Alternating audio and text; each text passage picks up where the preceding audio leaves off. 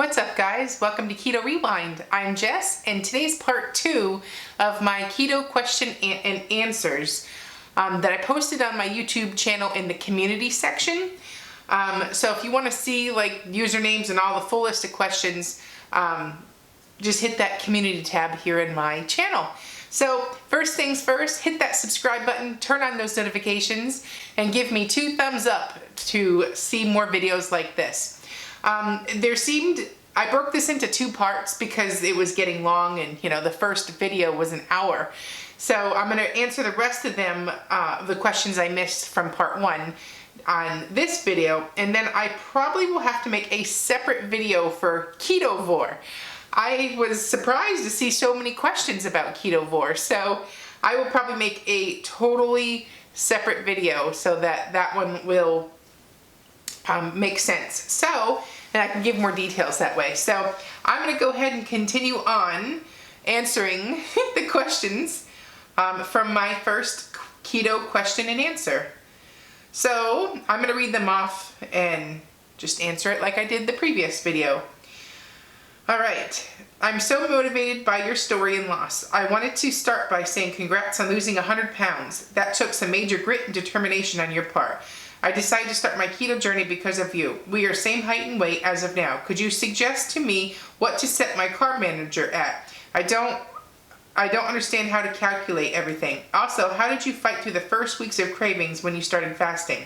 12 in the afternoon without eating seems impossible to me. I know most of it is in my head, but I'm trying to figure out how to overcome it. Great question. I'm going to start with the first part. As for the macros and carb manager, I follow, the carb manager has a great, it pretty much defaults to keto, so there's no real tweaking. However, I did adjust my deficit to be 30%. And then I believe at my current height and weight, I can have, and I will link a video in the cards above about how to calculate the macros using Carb Manager. Right now I have it set at, I'm 209 pounds, 5 feet 8. It allows for 17 net carbs, 104 grams of fat, 83 grams of protein, and 1315 net calories. Also, how do you fight through the first weeks of cravings? Well, when I started my journey, I did intermittent fasting and keto the first week, and it was like, whoa. So I don't recommend that. So I would say get fat adapted first. So start with keto, have good healthy snacks that, or eat like nuts. Nuts have been my go-to, but careful on the nuts. But I like to grab pecans, like roasted pecans, macadamia nuts, Brazil nuts, but measure them out. And, that's be a good snack. Waters, unsweet teas, just stuff like that on hand. While that first week gets through where you're detoxing and converting over, and once you feel like you're not starved, at that point I would add fasting. But for me, I use it as a mental challenge. I know my body has a 24-hour onboard buffet it can eat from. Being that I'm still considered morbidly obese at my current height and weight. So I have a whole resource of food. That hunger that you feel is mental. And please note that the more you do the intermittent fasting and keto, this gets so much easier and it almost goes hand in hand. But when it comes to that determination to not give in, your hormone spikes hunger at, the normal times a day that you normally eat. It doesn't keep going up if you don't eat. Have you ever noticed that when you when you skip a meal by accident because you were super busy and you just couldn't get it, and by the time you look at the clock, it's like 1 o'clock, 2 o'clock in the afternoon, you're like, hey, but you're not hungry? Well, that's because that hormone spikes, but then it comes back down. It doesn't keep going up. So it's like 30-minute challenge with yourself, or what I think of it like a 30-minute challenge. I'm going to feel the hunger. I go get a cup of tea, like chai tea, just plain chai tea, and I'll just sip on that. And then sure enough, 30 minutes goes by. I'm busy. Now I've made it through. So I always get a little hunger around the 11 o'clock hour. But I know that it's a head thing and I just muscle through it. But in the beginning, I used a lot of teas, a lot of I would just get up and move around and just do something, start a project. I do something to distract myself. And each time you consistently stick through it, you will make the fasting window become so much easier. And now it's second nature. I don't even get hungry anymore. You know, like the more you do it, the easier it becomes. Practice makes perfect. But you just have to realize it's a mind exercise. Your mind wants you to fail and to get those carbs in you and eat them up quick, and so that it can continue doing that destructive behavior.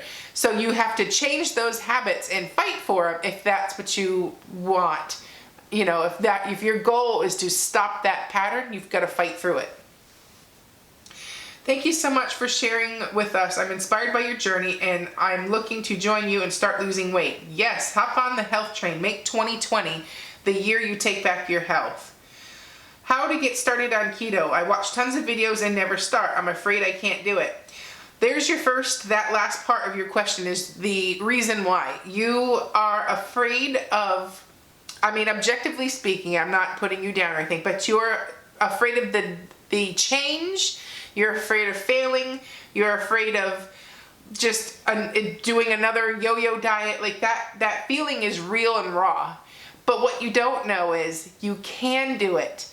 That person inside you that is saying I can't it's just somebody you've got to like kick out of your life. That negativity, that voice that says you can't is toxic to your well-being. So you've got to kick that out of there. You can't say I can't.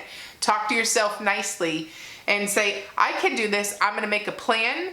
I'm going to be strong and I'm going to fight for me, because at the end of the day, the actual way you talk to yourself makes such a difference and such an impact on your journey. I was so not nice to myself for the past 17 years. And it wasn't until I changed the way I talked to myself and believed in my own self and had faith in myself that things changed.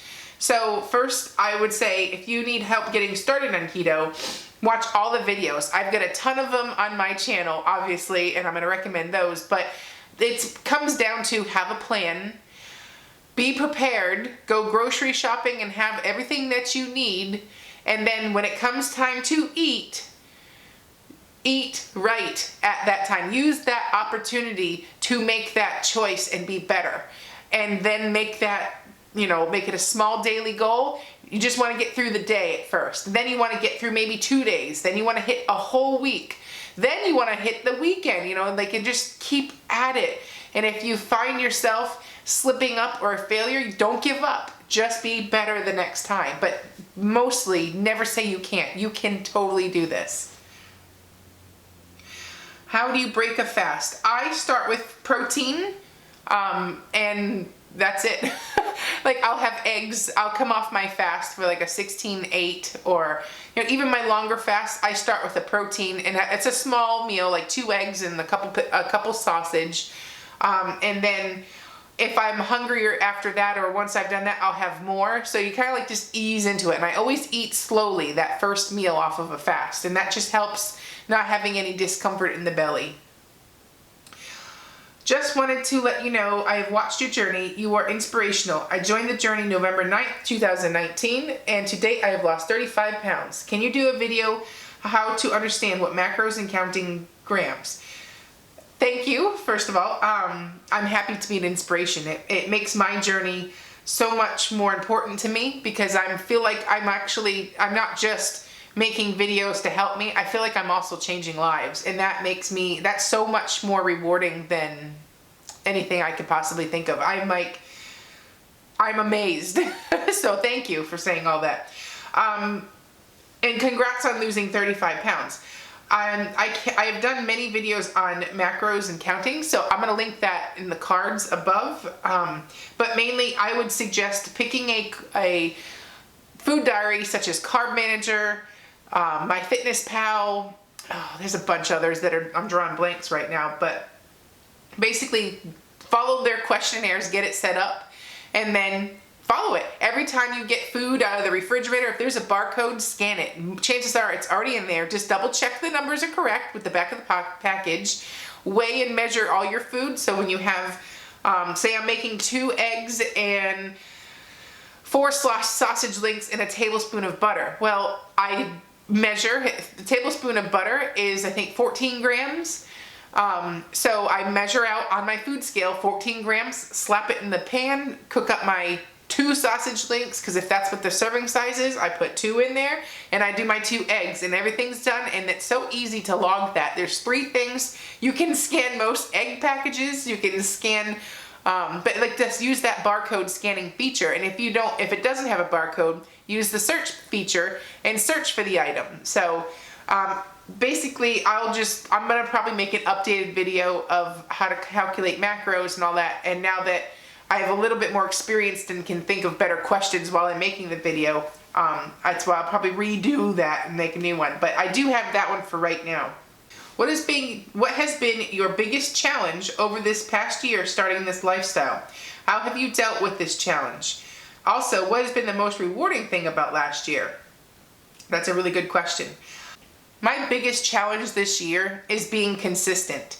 I will do great during the week, Monday through Friday, and then the weekend comes and it's like, party! But it's not. Saturday and Sunday are just as important as Monday through Friday, but like my kids are out of school on the weekends, husband's home, we do stuff, and it's way harder to stay on track on the weekend. So basically staying consistent and making it through the weekend and not blowing the hard work that I do during the Monday through Friday on the weekend. So, I mean, that was probably been the hardest thing to figure out, and I'm still challenged with that. But I think overall, I mean, as long as my scale's still going down, I'm not sweating it too much, but I do wish my personal goals would be to be better on the weekends, be more in control on the weekends. And my biggest, the most rewarding thing about last year was reaching, like for the first time, getting it done and stopping the process of a vicious cycle of emotional eating, sugar addiction, hiding from life, and just cutting that off. And that's no longer me. It's such a foreign part of me that I don't even remember being that way. Embracing the new me that's full of life, not afraid of a challenge, and realizes that there's discomfort in self-growth. It's not going to feel good all the time to be better. And accepting the fact that sometimes it takes hard work and not feeling comfortable to get to point B from point A, and that's one of those things that, you see people don't want to change because it's hard. Well, you've got to get used to dealing with it being hard, that discomfort, and overcoming that.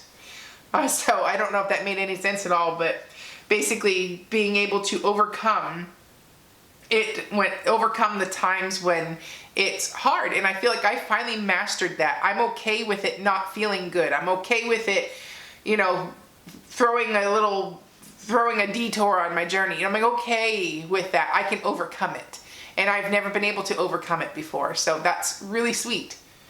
But the other part 2 of that, about the most rewarding thing last year, the community that follows me here on my YouTube channel, my Facebook, my Instagram, and that has been so cool. I've met so many people, quote unquote met, that are so much like me, that can relate with me, and it's really cool to have so many people on board and doing this with me, and there's strength in numbers. So, and I honestly feel like I couldn't have done this if I didn't stay accountable and present this every week to you, and to get where we are now. But it's really, really, really rewarding to see that, and I appreciate everybody from the bottom of my heart for being along with this journey with me, all the kind words and thoughts. How do you deal with stress? Do you meditate, have a hobby, stretch? I like to, on my really stressful days, I go to the gym and I kick my own butt. I will say that I'm not a fan of cardio. I like strength training. So if I go to the gym and I didn't have the weight training, I wouldn't want to go to the gym and I wouldn't go. So I go and I only do strength training. I don't even look at the treadmill. I don't even look at the elliptical. I just work on the machines and free weights and my own body weight. So it's like, so you've got to pick something you like to do, and I like that, so it keeps me going. So on those really stressful days, I definitely go and I take frustrations out And the other thing, I like music. I put headphones on if I'm at the gym and I blast the music, as deaf as it'll make me be someday. But it just gives me that release. I listen to lyrics and songs and relate with my life. Like one of the songs I'm listening to right now is So Alive by the Goo Goo Dolls. And I love that song. It hits home right now with me in my journey. So, but I'll put music on whether I'm at home here, when nobody's here during the day, I blast music, and then I go to the gym. Basically pick something that you love and look forward to. And music is such a big part of my life, and it's a good release for me when it can easily distract me and snap me out of it. And then obviously run into the gym.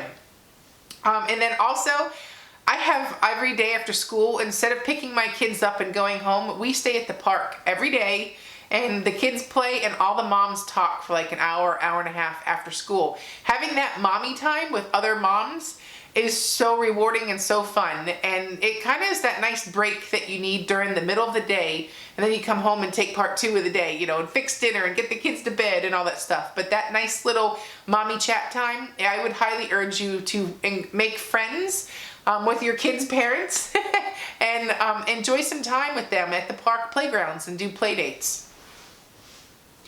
What's your thoughts on flavor K-Cups? Sometimes I scan them with Carb Manager and get different results. I've been trying carnivore some and wondering if these would affect it. I would caution any type of flavored anything, whether it be K-Cups or even coffee as a whole. I feel like those are full of sneaky ingredients, and I personally don't do it. I would rather add my own sweetener, like you can get Licanto is one of my favorite sweeteners with monk fruit. They make vanilla, they make salted caramel, they make other flavorings. And to get flavoring, I'd much rather add that in so I know what I'm actually putting in there versus what could possibly, because like if you look at the back, they don't always list anything. It's like it's coffee and there's really no ingredients. Like sometimes like, well, what is it sweetened with? Or what is this? So to play on the cautious side, I would stick very basic and very just plain coffee and add your sweeteners in some other way so you know what they are. And then the other option, you try it, and if you have a slowdown on the scale, it's probably that, I haven't been able to find info on a bullet coffee substitute. I can't stand coffee. I would like to start my day with something like it. Can you just suggest a substitute? Something warm and fuzzy but keto. I love using tea with I don't know, you can also I feel like heavy whipping cream and butter kind of are hand in hand. So with the bulletproof coffee, butter's used, but I like to make tea lattes. So I'll use like a chai tea, and I will add heavy whipping cream, just measure it. I'd froth it all up and then put it in my my chai tea. Oh, it's so good, and I look forward to it. And then you can even slap in another scoop of unflavored collagen, and now you've got collagen, you've got your chai tea, and a nice little creamy, that's like my afternoon snack. I stopped, one of my indulgence in the afternoon when I go pick my kids up is I'll make some type of a coffee with cream and collagen, or I'll make some type of a tea with cream and collagen, and it's a delight. I haven't been able, let's see. While doing carnivore, how do you go about consuming fiber to keep bowel moving?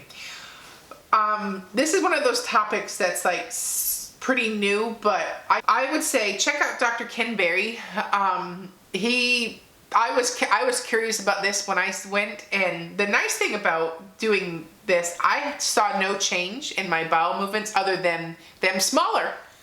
TMI, sorry. But you eat such calorie-dense food on carnivore that you're not having a ton of waste. So you don't have, it's completely normal not to go to the bathroom every day. I sometimes, when I'm doing ketovore, I'll go every other day, and it's completely normal. It's small, it's very little waste, and I've had no trouble in that department. If you're concerned, I know it's not 100% on keto, but I do ketovore, remember, but I do flackers, and I'll put a picture here. They are flax seeds and a bunch of they're just super high in fiber, and I eat 2 of those a day, and it keeps me regular. But these flackers, oh my God, they're so delicious. I would eat them even if I wasn't keto. So but check which one. The rosemary flackers are my favorite. They're the lowest in carbs. You can have like 8 of them for 1 carb. So definitely check out those. And if you eat 8 of them, you're probably gonna have a shit and hemorrhage. But basically, you can only start with 2 and see if that moves it along. Max I would ever do is 4 because they're gonna get you pooping. But also, I drink lots of fluids and waters, and it keeps things moving. Sorry, my eye's watering. But I do drink lots of teas, lots of water, lots of like an apple cider vinegar tonic.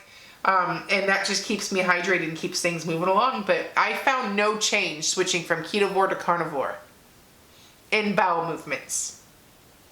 Examples of things you eat to help prolong the fast. I stick to green tea, coffee, not much out there, but if you have any hacks to hold a sister out, appreciate it.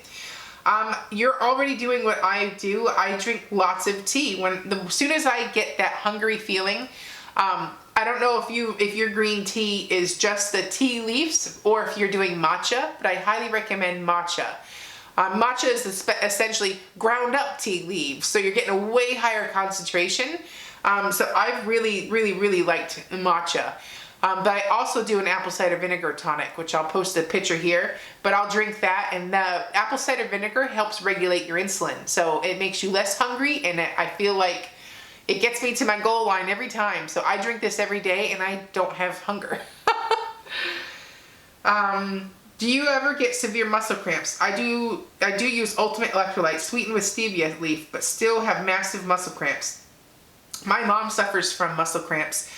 And she takes magnesium glycinate, and she makes her own caplets, and she buys the supplement bulk so you can get just magnesium glycinate, and she'll do like, she'll get her own capsules and even make her, because it tastes horrible, so you're going to want to make your own.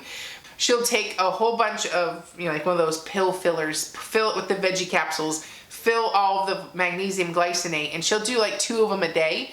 And that has kept or managed her muscle cramps.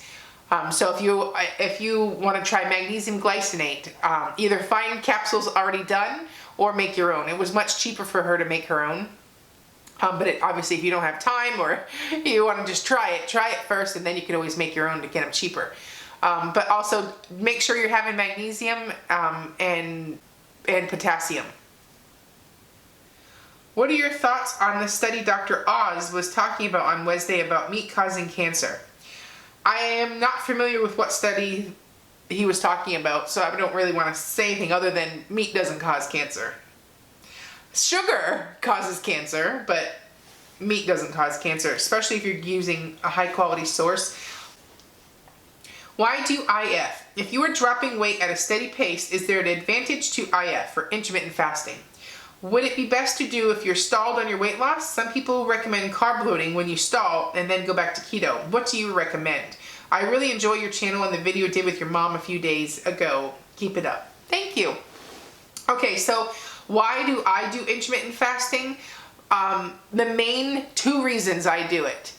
But there's 10 full reasons why I do it. But my top 2, well, first one is autophagy. And that's basically where your body takes out the trash. So when it's not in a digestive state, it's cleaning up all in your body and all those cells that are old and just getting rid of them, using them up, and then now it's making fresh stuff. So a healthier body is consisted of less of the trashier cells and all the healthy cells.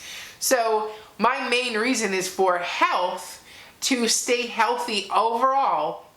That's one of the reasons why I do IF. The second one is it also regulates insulin, so that when you are fasting, you have less cravings. And that part 2 of the regulating the insulin not only helps prevent type 2 diabetes, but also keeps me fuller longer, makes me not crave all the foods or my trigger foods. It allows me to have that mental focus to make it through my fasting window, so I'm managing or maintaining my weight goals.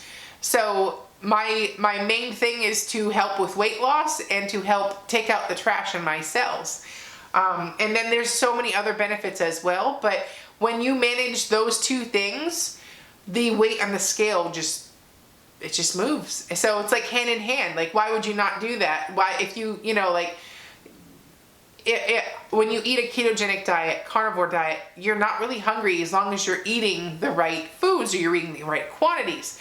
So if you're already not hungry, why not fast and get those benefits as well? How do you measure your fats? I've been what I call a keto bind. I didn't measure, weigh nothing. I ate when hungry, didn't when not. But I would like to understand it all. Thanks. I follow my body. That's the best thing to do. I do know what my guidelines I'm supposed to have per day according to my carb manager. So if that means I can have 104 grams of fat, I know that's my limit for the day. If I'm not really hungry and going good, when I decide when I eat my meals, I look at what I've had for the day, where I'm at, and say I have like 60 grams of fat and I'm supposed to be having 104. I make sure to add I actually plug in my carb manager, what is 2 tablespoons of butter due to my macros. And then I'm like, okay, that bumped me up to 90. Okay, I'm gonna have two tablespoons of butter with my meal. And then, so I know how much fat to have. And that's on a day where I'm not hungry. If I'm hungry, I know I can have 104 grams of fat and not throw myself out of ketosis. You can't throw yourself out of ketosis by eating excess fat. It just slows your weight loss, but it doesn't kick you out. So I listen to my body on a normal day. If I'm hungry, I plug in what I'm gonna have on my phone or my app. And if I'm not hungry, I'll have 1 tablespoon of butter. If I'm hungry, I'll know I can have 2 or as many till I fill up my carbs. But basically, I just plug in there and judge how I feel and then how much, I'm allowed to have according to my app, and then go from there. So, but most of all, if you're not hungry, you don't need the excess. Think of fat as a limit, not a goal. So like I said, I can have 104. I normally on an average day do 85 to 90 grams of fat. And that's the difference between sometimes having 1 tablespoon of butter or 2 tablespoons of butter. So basically, if I'm feeling good and I've been fine on 1 tablespoon, I'll have another tablespoon with my next meal. If I'm starved, I know I can have up to 2. Let's see. How do you measure? Wait, sorry, I just read that. Does it have to be butter and meat, or can it be meat and any kind of healthy fat? And how many pounds did you lose the first week being on the carnivore diet? I think I switched to carnivore it was right after Thanksgiving, so my number's inflated. I think I lost 8 pounds or something, but my number was inflated because I had not even eaten keto during Thanksgiving, and I used carnivore to jump it back in, so that's highly inflated. I average around 2 to 3 pounds a week consistently doing carnivore during the week and keto on the weekends. But you can do any fat. My recommended fats would be, if you don't want butter, you can do ghee, heavy whipping cream, olive oil, coconut oil, avocado oil, I'm probably missing some other stuff, beef tallow, bacon fat. There's lots of other fats you can use if you don't want to use butter. I find butter is just so easy and it's tasty and I like it, so that's what I do. But there's really no wrong answer other than vegetable type oils, soy type oils. That's where it's like, no. Stick it to nice and clean with coconut, avocado, butter, ghee, that kind of stuff. Where's the energy? When I first started, energy was great. Went hours before I even thought of food. Actually didn't want it. Though how can you get the protein in if you're not hungry and you're told to eat only when you're hungry? Still haven't figured out that. But had a broken wagon episode, got back to keto, and this time around the energy isn't there. Something's different, can't figure this out. I would say first off, it sounds like you're not being consistent. And that has when you like bounce in and out of keto, sometimes each time that you come back in, it gets harder because your body's like, is this girl for real? Is she playing around me? Do I do all this? Do I convert over to fat burning? Is she just gonna do this again? So kind of I find that it gets harder each time you hop back into ketosis. So being consistent will be my first thing. You've got to definitely get on board and, you know, have a plan and stick to it and follow it. And it will naturally come back. I think right now it's more of a mental energy focus. If you're needing a boost, I would say try adding some MCT oil to your coffee, to a salad dressing, to, you know, a fat bomb with MCT oil. Something like that, and see if that picks things up. But also, are you getting enough pink salt? Pink salt is a great way to get that energy boost in. So basically take your white table salt out and replace it with pink salt, and that will definitely give you a boost.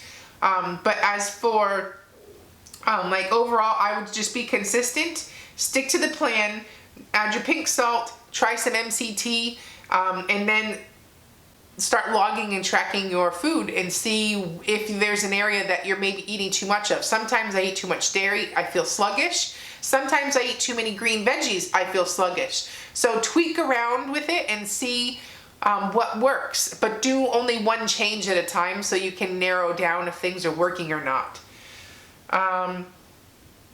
I watched a video of yours. Careful, worried about you eating Brazil nuts for snacks. Be careful, eating more than 2 a day can make you sick. You had bags of them. They are healthy, but 1 or 2 a day, not a handful. I think it's safe to say that I buy a bag of them in bulk because it's cheaper, but I don't have the whole bag at once. They're always measured, and I aim for 2 to 3, depending on size. So don't worry, I know what to do. What's ketovore been? We're going to answer that in the next video. I'm very busy, in and out of the house all the time. Most of the time I'm home only to sleep and get myself ready for work. So keto is more than I can prep and deal with. So I'd like to hear your version of ketovore, which I'm just 5 days in. Carnivore with salads. Thanks, and love seeing your sense of self-worth. Thank you. I would say ketovore is really easy during the week because when we make our food, I will make up like 6 steaks at a time because I don't like to, you know, it's just easier. It's easier to meal prep when it's ketovore because you don't have to worry about making the sides. So make your steaks up maybe on the weekend, put them in storage containers ready to go during the week where you just pop some butter on them and reheat them. And that would really help keeping you to stay on track because the meal's already done, it's healthy, it's ready to go. So definitely I would do the meal prep and cook your meats or chicken or beef or whatever it is up ahead of time and meal prep. And you maybe take an hour on the weekends and do that for the week. But that little effort does make all the difference. And for me, I find I have so much more time during the week because by cooking my food, we usually cook it all on Monday and we eat it through the week. But like Tuesday night, Wednesday night, Thursday night, and Friday night, dinner's pretty much done. The only thing I worry about is slapping a side of soup or veggies for my kids, and dinner's done. It's so easy. So definitely meal prep and use that as a way to stay on track. Is it true that when you get fat adapted, you stop eating less fat, your body can start using stored fat in your body for energy instead of the fat you're eating? Yes, I've always, since day one of the reasons that for this, I follow Dr. Jason Fung, and he does a lot of work with obesity, and he was one of the people, I remember him saying, you know, if you're morbidly obese, you already have excess fat. There's no need to eat excess fat. So I've always approached keto more on a much lower fat scale. I know I can have 104 grams of fat, but I never aim to get my fat macros in. I take that pressure way off, and whatever it is, if I'm hungry, I can eat more, but most of the time I listen to my body. If I'm not hungry, I'm okay with not hitting those fat macros. And if anything, consistently, I'm down 20 to 30 grams below what I should be having for my fat macros. So I do, however, pay attention to my carb goal and try to stay way under that and always try to hit my protein goal. But it totally makes sense. If I'm morbidly obese, why would I eat excess fat? I already have excess fat. My body will use this. It's a 24-hour buffet. I'm keeping on board. Have you been adhering to a strict calorie deficit? I'm at the tail end of my weight loss journey, and according to calculators, I should be eating barely 1,200 calories a day to continue to lose weight. given my short stature.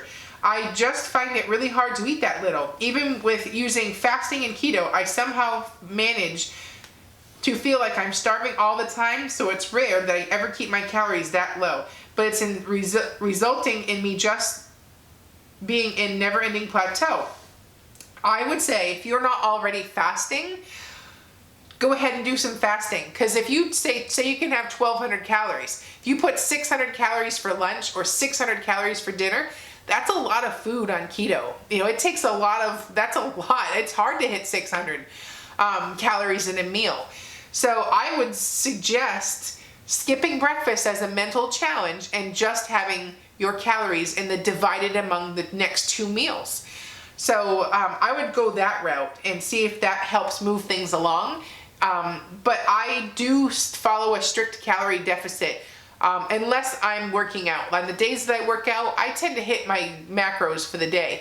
But if I am not working out, I could care less if I'm at 900. I mean, I just listen to my body. But if I'm working out or definitely getting some activity in, that's when I try to hit those numbers. So I don't, slow anything down. But using intermittent fasting keeps your metabolism going, and it's really good for fat burning. So I would highly add that. Sometimes I've seen people who like to have big meals. They will do OMAD, which is 1 meal a day. So they'll have 1,200 calories in 1 meal. Not all through the day, just that 1 meal. And that's another way to make it seem like you're getting enough food. And, so play around with it and see what works for you and gets the scale moving. I constantly switch things up to keep my body guessing. I don't like to just do the same thing all along. Let's see. And that looks like that is it. All the rest seem to be questions about carnivore and ketovore. So I'm going to hop off and make a ketovore carnivore video. So I hope you enjoyed this. If I accidentally missed your question, comment below and I'll try to get it answered. And I will see you at the next video. I'm Jess, and please, please, please, if you have made it this far, consider hitting that subscribe button. I'll see you at the next video. Bye-bye.